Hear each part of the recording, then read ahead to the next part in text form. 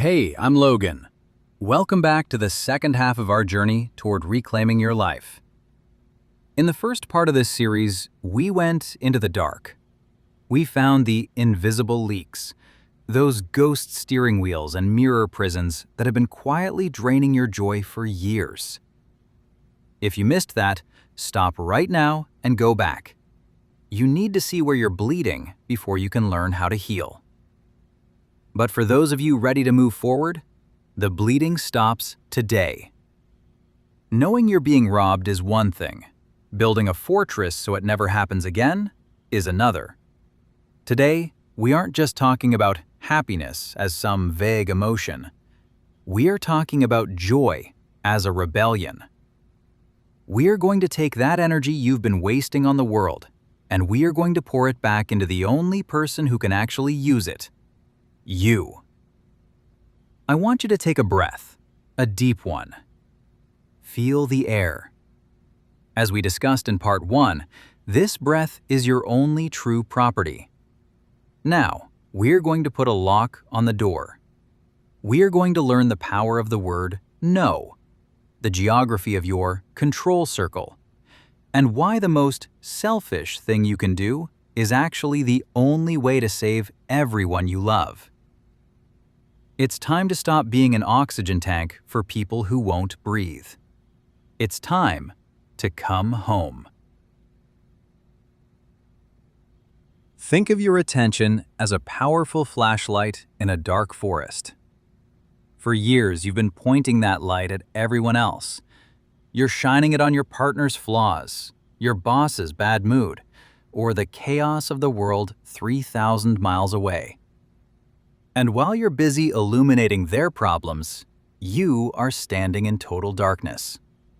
You're tripping over your own feet because you aren't looking at your own path. It's time to turn the flashlight around. To do this, we use the geography of the soul.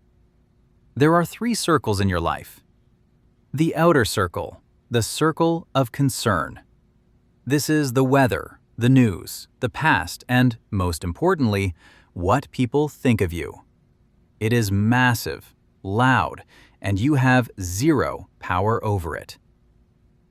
The middle circle, the circle of influence. You can suggest, you can ask, you can lead, but you cannot determine the outcome. The inner circle, the circle of control. This is the smallest circle, and it's the only one that matters for your joy. It contains your thoughts, your reactions, your boundaries, and your breath. Most people spend 90% of their life force in the outer circle. They are concerned themselves to death. They think that by being worried, they are being responsible. No, you are just being a spectator at your own funeral.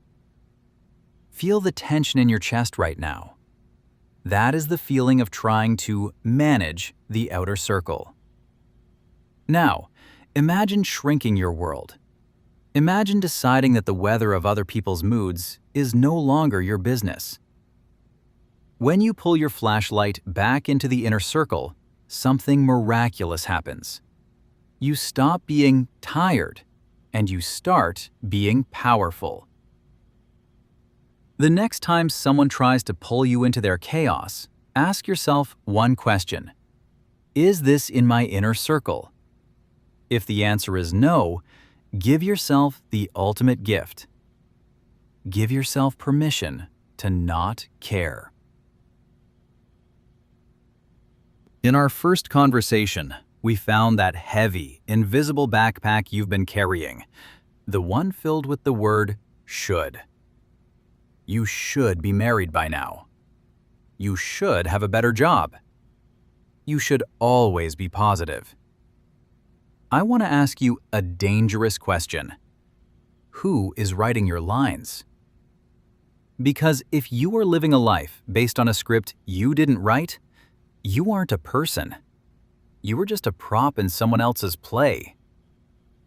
The world loves a standard version of you. Society is a machine, and machines hate parts that don't fit the mold. It wants you to stay on the paved road, checking the boxes and paying for your existence with your stress. But joy doesn't live on the paved road. Joy lives in the wilderness. Take a moment to feel that resistance in your stomach, the guilt that flares up when you think about disappointing people. That guilt is the shackle. It's the sound of the machine trying to pull you back into line. But remember the tree we talked about in part 1, the tree that doesn't apologize for just being?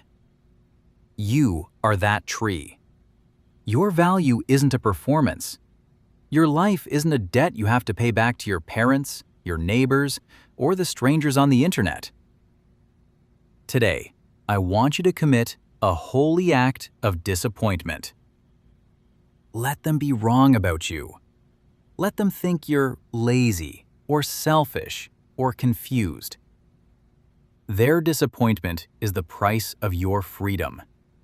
When you burn the script of should, you finally have the space to ask the only question that matters for your happiness. What does my soul actually crave when no one is watching? We've turned the flashlight around. We've burned the script. Now we have to deal with the hardest part. The people you love. We need to talk about the people closest to you, the ones you love. This is where your boundaries usually crumble. This is where you tell yourself, I have to care. If I don't carry their pain, I'm a monster. But let me ask you, how is that working out for them? You've been trying to be their oxygen tank for years. You've been breathing for them, fixing their mistakes, and trying to manage their moods so you don't have to feel their discomfort. You think you're being a savior, but you're actually a thief. Feel that heavy pull in your stomach, the urge to fix it when someone you love is hurting. When you try to save someone from their own lessons, you are stealing their growth. You are telling them, through your anxiety, that you don't trust them to handle their own life. That isn't love. That is control disguised as kindness. Real love is sovereignty. It is two whole souls choosing to walk beside each other, not two broken halves trying to patch each other's holes. It's time to drop the tools. Stop trying to manage the weather in someone else's soul. If they are angry, let them be angry. If they are sad, let them be sad. You can offer a hand, but you must never offer your lungs. When you stop taking responsibility for everyone else's happiness, you finally give them the space to find their own. You aren't leaving them behind. You are just finally giving them the respect of their own journey. We've closed the leaks. We've reclaimed the flashlight. Now it's time to flip the master switch. So, here we are at the end of the struggle and the beginning of the living. I've given you the map and the weapons. But maps don't walk, and weapons don't fight by themselves. You have to be the one to flip the switch. From now on, whenever you feel that old, cold tightness in your chest, the moment someone judges you or a result goes wrong, or you feel the urge to save someone, I want you to use the master switch. Ask yourself one question and one question only. Is this in my inner circle? If the answer is no, then it is none of your business. Not because you are mean, not because you are lazy, but because you are finally respecting the limits of your own soul. Feel the release in your shoulders when you say that. Not my business. It's the most liberating sentence in the human language. It is the sound of your joy being locked safely back in its vault. Today, don't go home and try to explain your new boundaries to the world. Don't ask for permission to be happy. Instead, go do something that makes your own eyes light up.